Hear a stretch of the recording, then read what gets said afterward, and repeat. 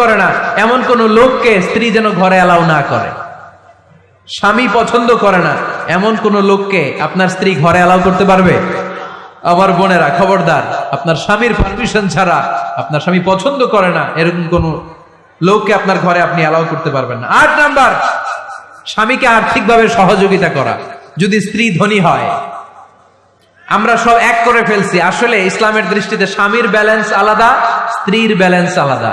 স্বামীর যাকাত আলাদা, স্ত্রীর যাকাত আলাদা, ঠিক কিনা? স্ত্রী ধনী হতে পারে, স্ত্রীর আলাদা সম্পদ থাকতে পারে। যদি স্ত্রীর সম্পদ থাকে, স্ত্রীর উচিত তার সম্পদ দিয়ে তার স্বামীকে এস্টাবলিশ হতে, স্বাবলম্বী হতে সহায়তা করা। যদিও এটা আল্লাহ তাআলা আবশ্যক করে দেন নাই, কারণ আর্থিক ফিনান্সিয়াল সব কাজগুলোকে স্বামীর উপরে খরচ করেছে কে? ফিনান্সিয়ালি 1 টাকা খরচ করা, 1 টাকার দায়ভার নেওয়া কোন স্ত্রীর উপরে আল্লাহ আবশ্যক করে নাই। তারপরেও স্ত্রী যদি ধনী হয়, স্ত্রীর যদি জায়গা জমি থাকে, সম্পদ থাকে, তাহলে স্ত্রীর উচিত তার স্বামীকে স্বাবলম্বী হতে সহযোগিতা করা, ঠিক কিনা? আমরা মডেল হিসেবে আম্মাজান খাদিজা রাদিয়াল্লাহু তাআলা আনহার জীবনের দিকে যদি তাকাই, তাহলে দেখবো উনি অনেক মহিয়সী গরিয়সী একজন ব্যবসায়ী নারী ছিলেন। আম্মাজান খাদিজা রাদিয়াল্লাহু তাআলা আনহা ওনার ব্যবসায় স্টাফ হয়ে বিশ্বনবী ওনার সাথে পরিচিত হলেন। বিশ্বনবীর আমানতদারিতায় মুগ্ধ হয়ে আম্মাজান খাদিজা বিশ্বনবীরে বিয়ের প্রস্তাব দিলেন। আম্মাজান খাদিজা রাদিয়াল্লাহু তাআলা আনহার সাথে বিশ্বনবীর যখন বিয়ে হয়ে যায়, বিয়ের পরে আম্মাজান খাদিজা বলেন, ও বিশ্বনবী, আমার যত সম্পদ আছে, আমার ব্যবসায়ের যত মালামাল আছে, যত সম্পদ আছে, সব আমি আপনার পায়ের সামনে এনে রেখে দিলাম। আপনি দিয়ে দিলাম, সব সম্পদ আপনার আমি দিয়ে দিলাম। আপনি ইচ্ছে মতো মানুষকে দান করতে পারেন, খরচ করতে পারেন, দাওয়াতি কাজে, মুসলিমদেরকে আজাদ করার কাজে আপনি ব্যয় করতে পারেন। আওয়াজ করে পড়েন আল্লাহু আকবার। আম্মাজান খাদিজাকে যদি আমরা মডেল হিসেবে ধরি, তাহলে প্রতিটা বোনের উচিত তাদের যদি অর্থকড়ি থাকে, সম্পদ থাকে, স্বামীকে স্বাবলম্বী হতে ওই সম্পদ দিয়ে সাহায্য করার দরকার আছে না নাই?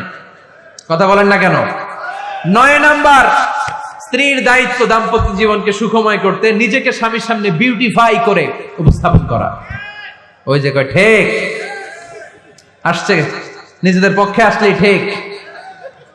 নিজেকে বিউটিফাই করে, মেকআপ করে স্বামীর সামনে উপস্থাপন করা।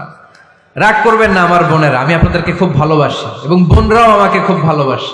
আমার একটা পেজ আছে আমার নামে, এই ফেসবুকে মিজানুর রহমান আজহারি। এই পেজে প্রতিদিন শত শত প্রশ্ন আসে। এই প্রশ্নের বেশিরভাগ প্রশ্ন আমাদের বোনদের। অনেক বোনরা বলে, হুজুর আপনার ওয়াজ আমরা শুনি, কারণ আপনি আমাদেরকে খুব সম্মান দিয়ে কথা বলেন। আলহামদুলিল্লাহ, আমি আমার বোনদেরকে ভালোবাসি, মাদেরকে ভালোবাসি। আমি আমার মা বোনদেরকে বলবো, আপনারা নিজেদেরকে গুছিয়ে সাজিয়ে স্বামীর সামনে উপস্থাপন করেন। অনেক বোনেরা আছে বাইরে যাওয়ার সময় পার্লারিং করে, মেকআপ করে, সুন্দর জামা কাপড় পরে বাইরে যায়, আর স্বামীর সামনে আসলে বুয়ার মতো থাকে। আছে না নাই?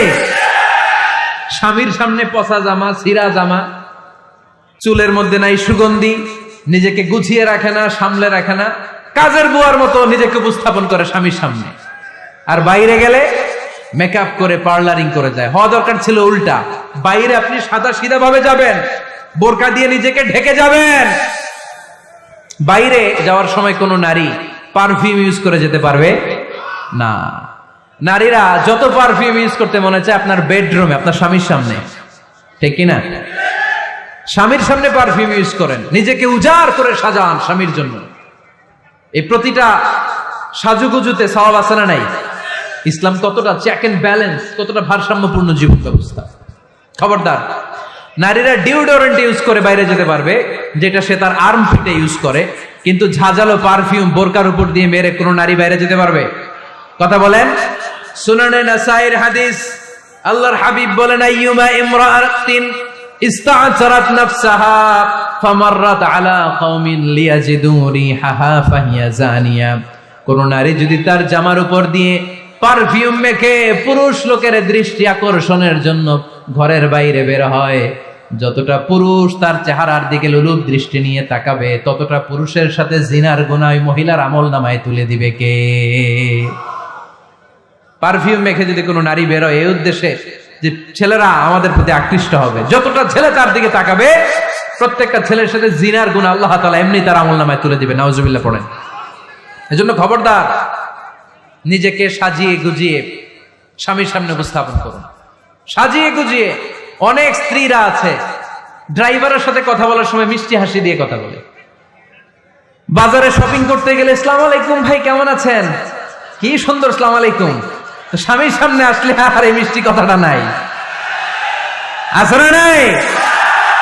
বাইরে তোমার চিকন গলায় কিসের আসসালামু আলাইকুম?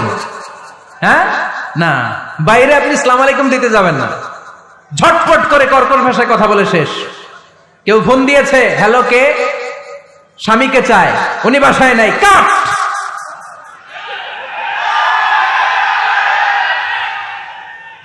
কারে চান? আপনার হাজবেন্ডের, নাই, কাট। মিষ্টি মিষ্টি আসসালামু আলাইকুম আসসালামু আলাইকুম বলা যাবে নাকি? খবরদার, খবরদার। বাজার করতে গেলে কি মিষ্টি হাসি, দোকানে গেলে কি মিষ্টি আলাপ, ড্রাইভারের সাথে কি সুন্দর কথা, সিএনজি ওয়ালার সাথে কি সুন্দর আলাপ। আর ঘরে আসলে এই চেহারাটা এরকম করে রাখে, আছে না নাই? ঘরে আসলেই স্বামীর সাথে খিটখিটে মেজাজ। না বোনেরা, উল্টো করে ফেলছেন আপনি। বরং স্বামী ছাড়া অন্যদের সাথে কথা শর্টকাটে সারবেন, যাতে কোনো ফিতনা চলে না আসে। চিল্লায় বলেন ঠিক কিনা? আর নিজেকে স্বামীর জন্য উজাড় করে সাজান, পার্লারিং করেন, বিউটিফিকেশন করেন, মেকআপ করেন, বেডরুমে পারফিউম মাখেন, নিজেকে উজাড় করে স্বামীর জন্য সাজান। সওয়াব দিয়ে আপনার আমল নামাটারে পূর্ণ করে দিবে কে? বিশ্বনবী যখন সফরে যেতেন, সফর থেকে ফিরে আসার সময় ডিরেক্টলি স্ত্রীর ঘরে যেতেন না। বিশ্বনবী একজনকে ঘরে পাঠিয়ে দিতেন, মদিনার উপকণ্ঠে কিছু সময় অপেক্ষা করতেন আর বলতেন আজকে আমি আয়েশার ঘরে যাব। আয়েশারে যে বলো আমি এসেছি। কয়েক ঘন্টা পরে আয়েশার ঘরে আমি ঢুকবো। সুবহানাল্লাহ পড়েন। স্ত্রীকে সময় দিতেন, কারণ স্ত্রী হয়তো কাজ করে, ঘর গুছায়, ঘেমে থাকতে পারে, তাকে নিজেকে গুছানোর জন্য সময়ের দরকার আছে না নাই? লম্বা সফর শেষ করে, সেই বুখারীর হাদিস, বিশ্বনবী যখন সফর শেষ করে মদিনায় ফিরতেন, ডিরেক্টলি স্ত্রীর কাছে যেতেন না, মদিনার উপকণ্ঠে ওয়েট করতেন এবং বার্তাবাহককে পাঠাতেন যে বলো যে আজকে আমি সফিয়ার ঘরে থাকবো। সফিয়াকে সময় দিতেন 2-1 ঘন্টা, যাতে নিজেকে সাজিয়ে নিতে পারে। সুবহানাল্লাহ পড়ে। এজন্য প্রতিটা স্ত্রীর উচিত, আমার মা বোনেরা যারা আপনার মহিলা প্যান্ডেল থেকে শুনছেন, নিজেকে উজাড় করে স্বামীর জন্য সাজান। আপনার সাজুগুজু বেগানা পুরুষদের জন্য নয়, যে পুরুষদের সাথে দেখা দেয়া জায়েজ নাই তাদের জন্য নয়, রাস্তার পুরুষের জন্য নয়। আপনার সাজুগুজু, আপনার সৌন্দর্য, আপনার বিউটি সব আল্লাহ তাআলা আপনার স্বামীর জন্য করতে বলেছে। চিল্লায় বলেন ঠিক কিনা? 10 নাম্বার দায়িত্ব, স্বামীর ক্যাপাসিটির বাইরে না চাওয়া। আপনি জানেন স্বামীর বেতন হলো 20,000, আপনি এসে বলা শুরু করছেন, পাশের ঘরের ভাবিরে দেখলাম 25,000 টাকা দামের জামদানি শাড়ি কিনছে, আমারও একটা দিবা। আছে না নাই? আবদারটা হইল, আবদারটা হইছে। আপনি তো জানেন আপনার স্বামীর ক্যাপাসিটি কতটুকু। আমার বোনেরা, আমার মায়েরা, খবরদার, আপনার স্বামীর ভেতরে আপনার জান্নাত, আপনার স্বামীর ভেতরে আপনার জাহান্নাম। আপনার স্বামীর মনকে খুশি রাখতে পারলে জান্নাতের দরজাগুলো আপনার জন্য খুলে দিবে কে? ক্যাপাসিটির বাইরে কিছু চাবেন না।